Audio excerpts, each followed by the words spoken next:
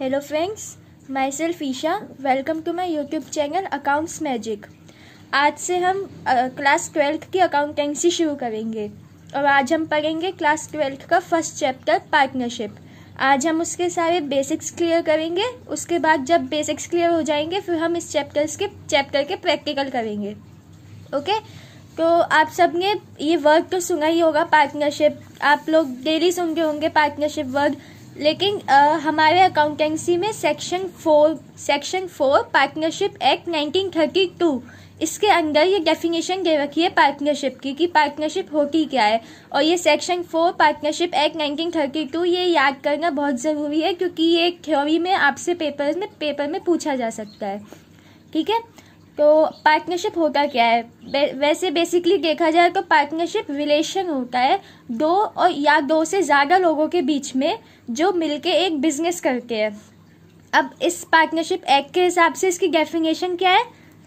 It is a relation between persons who have agreed to share the profit of a business carried on by all or one of them acting for all.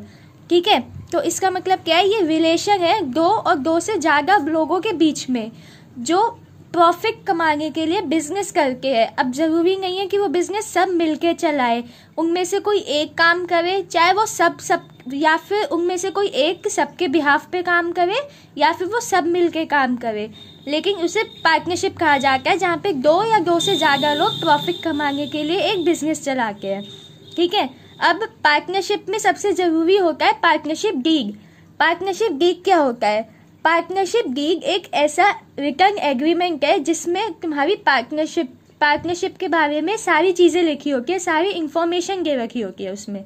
ठीक है, partnership deed it is a written document which contains the terms of agreement, also called article of partnership. तो partnership deed क्या होता है? Partnership deed एक written agreement होता है जहाँ पे आपकी पार्टनरशिप की सारी इंफॉर्मेशन दे रखी है, जैसे name and address of the firm, partner की इंफॉर्मेशन, सारी फर्म की इंफॉर्मेशन, पार्टनर को सैलरी कितनी मिली है, इंटरेस्ट ऑन कैपिटल कितना है, इंटरेस्ट ऑन ड्राइंग कितना है, ये सब लिखा होता है उस पार्टनरशिप डीड में।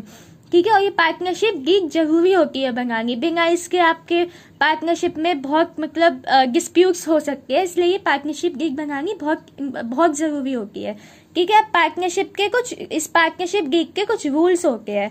ठीक है, अगर कुछ चीज़ें पार्टनरशिप डीड में दे रखी है तो वो हमें माननी पड़ेगी, और कुछ चीज़ें ऐसी होती है जो पार्टनरशिप डीड में नहीं दे रखी होती, और अगर वो पार्टनरशिप डीड में मेंशन नहीं है तो उसके लिए कुछ रूल्स बनाए हुए हैं।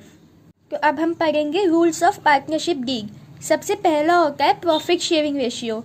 If not mentioned in the deed then profit sharing ratio is equal. मतलब अगर मान लो हमारे पार्टनरशिप में हम दो पार्टनर है ए और बी, तो अगर उस पार्टनरशिप में डीड में लिखा होगा कि उनका रेशियो इक्वल है, मतलब जो भी प्रॉफिट या फिर जो भी लॉस होगा वो इक्वल डिस्ट्रीब्यूट किया जाएगा, तो ठीक है, तो फिर हमें वो इक्वली डिस्ट्रीब्यूट करना है। लेकिन अगर पार्टनरशिप डीड में नहीं लिखा कि 3:2, 5:4 या फिर 1:1, जितना भी नहीं लिखा हुआ कि कितने रेशियो में प्रॉफिट या लॉस को डिस्ट्रीब्यूट किया जाएगा, तो फिर रूल्स ऑफ पार्टनरशिप डीड के हिसाब से वो प्रॉफिट और लॉस इक्वली डिस्ट्रीब्यूट होगा, अगर पार्टनरशिप डीड में मेंशन नहीं है तो। ठीक है, और फिर सेकंड आता है interest on capital. Interest on capital, इन सब के बारे में, interest on capital, interest on drawing, interest on loan, इन सब के बारे में अलग से एक वीडियो बनेगी।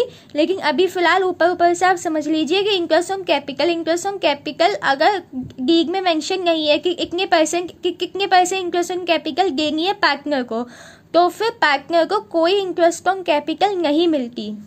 ठीक है, फिर आता है इंटरेस्ट ऑन ड्राइंग। अगर डीड में मेंशन नहीं है कि इंटरेस्ट ऑन ड्राइंग कितनी देनी है पार्टनर को, कितनी लेनी है पार्टनर से इंटरेस्ट ऑन ड्राइंग, तो फिर इंटरेस्ट ऑन ड्राइंग नहीं काटी जाती, कोई इंटरेस्ट ऑन ड्राइंग नहीं ली जाती है पार्टनर से फिर। और अगर इंटरेस्ट ऑन लोन, अगर उसमें लिखा हुआ है डीड में कि इंटरेस्ट ऑन लोन इतने % है, तो उतने % इंटरेस्ट ऑन लोन लगेगा। लेकिन अगर डीड में मेंशन नहीं है कि कितना इंटरेस्ट ऑन लोन है, तो फिर उस सिचुएशन में इंटरेस्ट ऑन लोन 6% लिया जाता है, 6%।